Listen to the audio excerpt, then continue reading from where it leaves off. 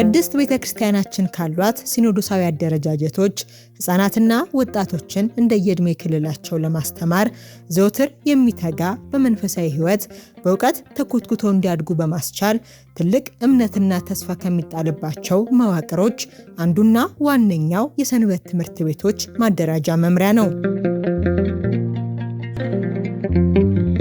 የሰሜን ሸዋ ሀገረ ስብከትም ወጣቶች ላይ መስራት የቤተ ክርስቲያንን አገልግሎት ማስቀጠል ነው ብሎ በማመን ትልቅ ትኩረት ሰጥቶ ከሚሰራባቸው ጉዳዮች ውስጥ ቀዳሚው ነው። ብፁዕ አቡነ ቀለሚንጦስ የሰሜን ሸዋ ሀገረ ስብከት ሊቀ ጳጳስ በጠቅላይ ቤተ ክህነት የሰንበት ትምህርት ቤቶች ማደራጃ መምሪያ ሊቀ ጳጳስ እንደመሆናቸው ለወጣቶችና ለታዳጊዎች የተለየ ትኩረት በመስጠት በየጊዜው በአካል በመገኘት ቡራኬ በመስጠት ወጣቶች በመንፈሳዊ ሕይወታቸው እንዲጠነክሩ ምክር በመለገስ የአባትነት ኃላፊነታቸውን እየተወጡ ይገኛሉ። የሰሜን ሸዋ ሀገረ ስብከት የሰንበት ትምህርት ቤቶች አንድነት በአዲሱ ስርዓተ ትምህርት በርካታ ተማሪዎችን እያስተማረ የሚገኝ ሲሆን በዘንድሮ ዓመትም ያስተማራቸውን ከ3000 በላይ ተማሪዎችን ለአምስተኛ ዙር ሐምሌ 26 ቀን 2018 ዓ.ም በብፁዕ አቡነ ቀለሚንጦስ አባታዊ ቡራኬ በአፄ ዘርዓ ያዕቆብ አዳራሽ አስመርቋል። የምርቃት መርሃ ግብሩ በብፁዕነታቸው መሪነት በጸሎት ተከፍቶ በሰንበት ትምህርት ቤት ወጣቶች ዝማሬ ቀርቦበታል። መዝሙሩን ተከትሎ የሀገረ ስብከቱ የሰንበት ትምህርት ቤቶች ማደራጃ ክፍል ኃላፊ መላከ ፀሐይ እስጢፋኖስ ስዕሌ የእንኳን ደህና መጣችሁ መልእክትና የመክፈቻ ንግግር አድርገዋል። መላከ ፀሐይ በመልእክታቸው የሰንበት ትምህርት ቤት መዋቅር ወጣቶችን በአንድ ማዕከል አቅፎ የወንጌል ትምህርት በመስጠት በሃይማኖት ጸንተው ፍሬያማ ሕይወት እንዲመሩ ለማድረግ በቅዱስ ሲኖዶስ ጸሎትና መመሪያ የተመሰረተ ታላቅ ተቋም ነው ብለዋል።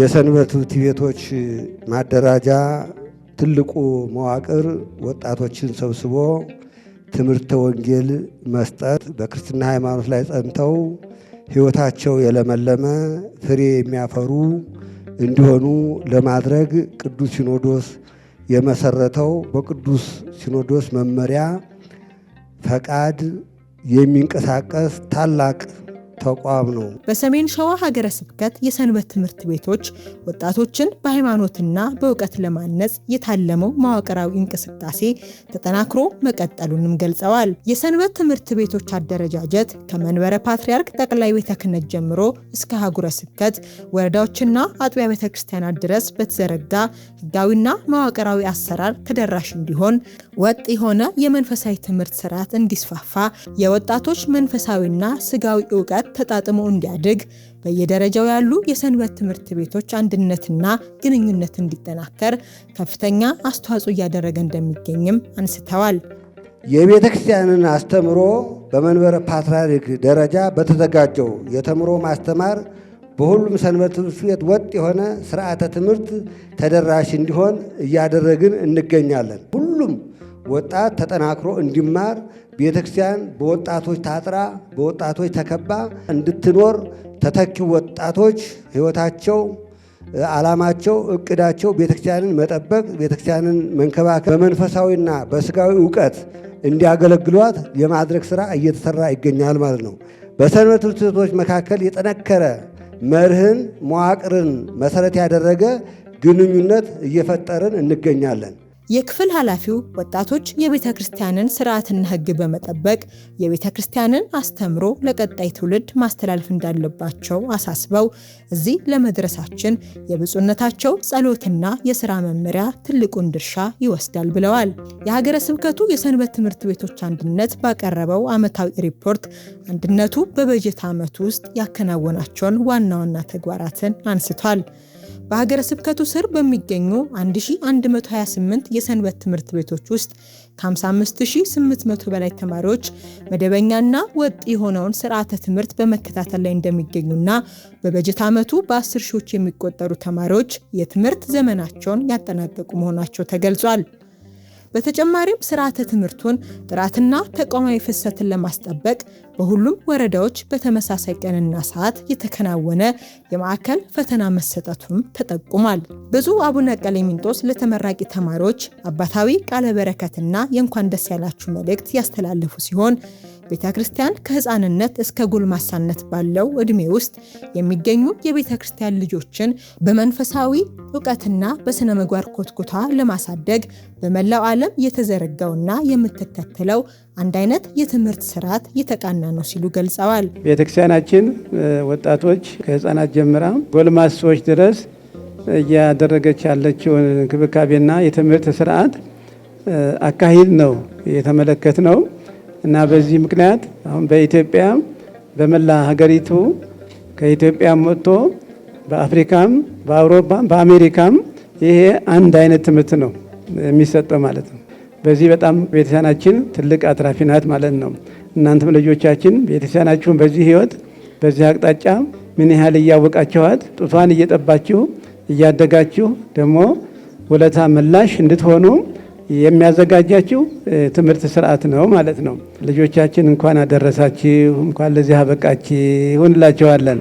መጽሐፍ ለህይወት መሪ ትሆን ዘንድ ጥበብን ዕውቀትን ውደዳት እንዳለው ዕውቀትና ጥበብ ለሰው ልጅ የህይወት መመሪያ በመሆን የሚያገለግሉ ታላላቅ ሀብቶች መሆናቸውን አንስተዋል።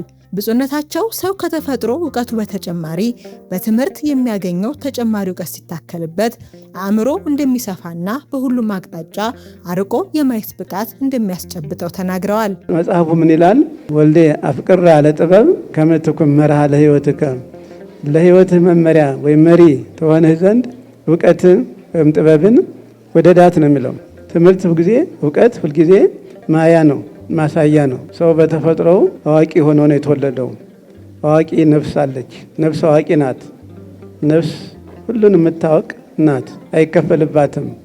ስለዚህ በተፈጥሮ ባገኘው ዕውቀት ላይ በውጭ በሚያገኘው ዕውቀት ደግሞ ሁለቱ ሲጨምሩ ዕውቀቱ ይሰፋል፣ ይዳብራል ማለት ነው።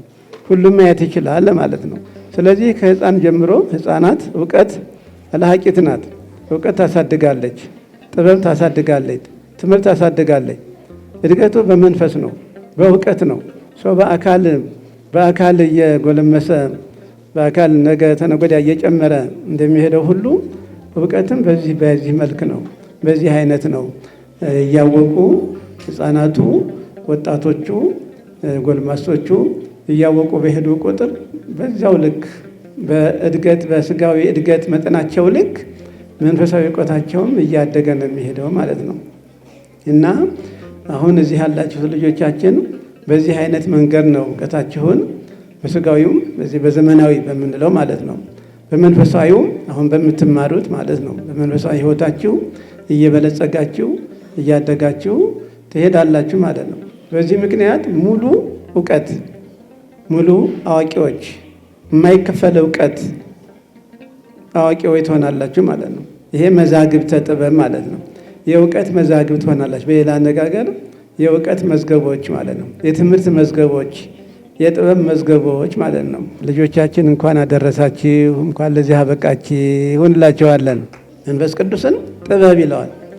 የሚገልጽ ገላጭ፣ የሚያጽናና፣ የሚያበረታታ ኃይል፣ ጉልበት፣ አቅም የሚፈጥር መንፈስ ቅዱስ ነው። ስለዚህ በተማራችሁ ቁጥር የእግዚአብሔር መንፈስ ቅዱስ ማደሪያ ትሆናላችሁ ማለት ነው። መንፈሳዊነት እንደዚህ ነው። እያወቀ በሄደ ቁጥር የመንፈስ ቅዱስ ማደሪያ ነው የሚሆነው።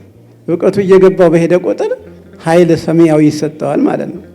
እውቀት ሰማያዊ፣ ትምህርት ሰማያዊ። ተመልከቱት። አይን ማያ አይን ይፈጥራል ማለት ነው። ይሄ የሚገኘው በትምህርት ነው ወገኖች። መንፈሳዊ ዕውቀት እያደገ በሄደ ቁጥር ሰው ስጋዊ ምኞቱንና ሀሳቡን መቆጣጠር እንዲሁም በበጎ መንገድ መመራት እንደሚችል አንስተው እውነተኛ ዕውቀት የሚለካው በሰው ልጅ ተግባር በኑሮና በሕይወቱ እንደሆነ ሁሉ መንፈሳዊ ሰዎችም በዚህ ተግባራቸው ይለያሉ ብለዋል። መንፈሳዊ ሕይወቱ ባወቀ ቁጥር ያይላል። ስጋዊ ሕይወቱን መቆጣጠር ይችላል። ተመልከቱ። ስጋዊ ሀሳብን፣ ስጋዊ ምኞትን በመንፈሳዊ ዕውቀት ይገተዋል ማለት ነው፣ ይቆጣጠረዋል። ዕውቀት ማለት በምን ይለካል ይባል? በስራ በተግባር። አንድ ሰው አዋቂ የሚባለው ምን ያህል እንቅስቃሴው፣ ህይወቱ፣ እንቅስቃሴው፣ ንግግሩ፣ ኑሮ ይሄ መለኪያው ነው። መንፈሳዊነትም እንደዚህ ነው። መንፈሳዊ ሰዎች ይታወቃሉ፣ መንፈሳዊ ሰዎች ይለያሉ። የቤተክርስቲያን ልጆች እናንተ አሁን በቤተክርስቲያን ውስጥ እንዴት በፍቅር እንዴት አድጋችሁ ተምራችሁ ለዚህ ደርሳችኋል ማለት ነው። እኛ ደስ ብሎናል። እንኳን ደስ አላችሁ። በጣም ደስ ብሎናል ሁላችሁ። ብፁዕነታቸው ለአንድነቱ አመራሮች ብሎም ለመምህራን ምስጋና አቅርበዋል። የምረቃ ስነ ስርዓቱ ልዩ ልዩ መርሃ ግብራት የቀረቡበት ሲሆን የሀገረ ስብከቱ የሰበካ ጉባኤ ማደራጃ መምሪያ ክፍል ኃላፊ መጋቢ ሃይማኖት አብርሃም ሙሉጌታን ጨምሮ የአንድነቱ የስራ ኃላፊዎች፣ የሰንበት ትምህርት ቤት ወጣቶችና የተመራቂ ቤተሰቦች በተገኙበት በብፁዕነታቸው ቃለ በረከትና ጸሎት ተጠናቋል።